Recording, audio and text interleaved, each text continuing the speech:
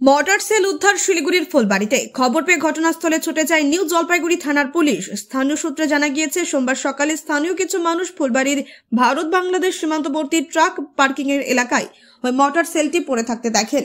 এই খবর ছড়িয়ে পড়তেই ভিড় জমায় স্থানীয় বাসিন্দারা। স্থানীয়রা এই খবর দেন শিলিগুড়ি মেট্রোপলিটন পুলিশের নিউ জলপাইগুড়ি থানার পুলিশকে। খবর পেয়ে ঘটনাস্থলে ছুটে আসে নিউ জলপাইগুড়ি থানার পুলিশ। এরপর খবর দেওয়া হয় সিআইডি বোম স্কোয়াডকে এবং দমকল বিভাগকে।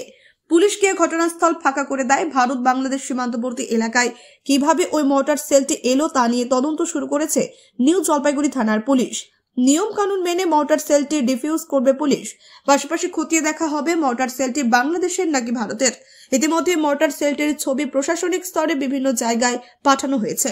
আজকে সকালে আমি কাজে আসতেছিলাম এখানে, তো আসার সময় আমাকে একজন আমার ড্রাইভার ফোন করলো, গাড়ি লোড করতে আসছে। আসার সময় উনি এখানে পাথরের উপরে দেখলো একটা লোহার টুকরোর মতো পড়ে আছে। তো আমাকে ফোন করে ডাকলো, আমি আসলাম। এসে দেখলাম যে একটু বোম টাইপের জিনিসটা লাগছে। তো আমি তারপর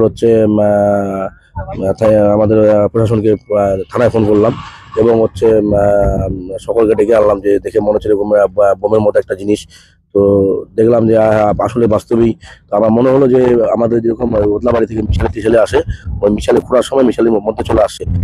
আগে যে বন্যাটা হলো, বন্যার ফলে পরে তারপরে আরেকবার এসেছিল, এখানে পেয়েছিলাম আমরা একবার, এবার নিয়ে দুবার। হ্যাঁ, এর আগে পেয়েছি। আমাদের মিশালি যে আসে, মিশালির সাথে এসেছে আমরা সম্ভবত মনে করছি আর কি। মিশালি বলতে আরবিএম, যেটা ওই মাটি খুঁড়ে নিয়ে আসে আরবিএম ডাম্পারে করে। ওই ডাম্পারে কোনো একটা গাড়িতে এসেছে, আসার পরে এখানে পাওয়া গেছে। বোমের মতো একদম, বোম যেরকম দেখতে। হ্যাঁ, কোন জায়গায় এটা ফুলবাড়ি ভুটান পার্কিং।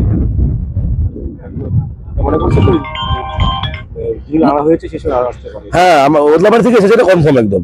কারণ অনেক পুরানা, একদম ওর মধ্যে জম ধরে গেছে পুরা। তো না হলে তো এটা এরকম পুরানা থাকতো না আর কি। তো এর আগে আমরা পেয়েছি, মিশালের মধ্যে থেকে এসেছিল। এবার সেম আমরা মনে করছি ওটার মধ্যে এসেছে আর কি। হ্যাঁ, সবাই আতঙ্কিত হয়ে আছে, যে ভাবছে যে এরকম হলে তো সমস্যা। বাই চান্স কোনো কারণবশত যদি টিসিবি লেগে টেগে যদি এটা ফেটে যেত, একটা বিশাল দুর্ঘটনার সম্ভাবনা হতো, বিস্ফোরণ হওয়া ছিল আর কি। আমরা চাইছি যে এটা প্রশাসন থেকে এসে এটা নিয়ে চলে যাক। আমার নাম Shubhankar Naskar. Bureau report, news capsule.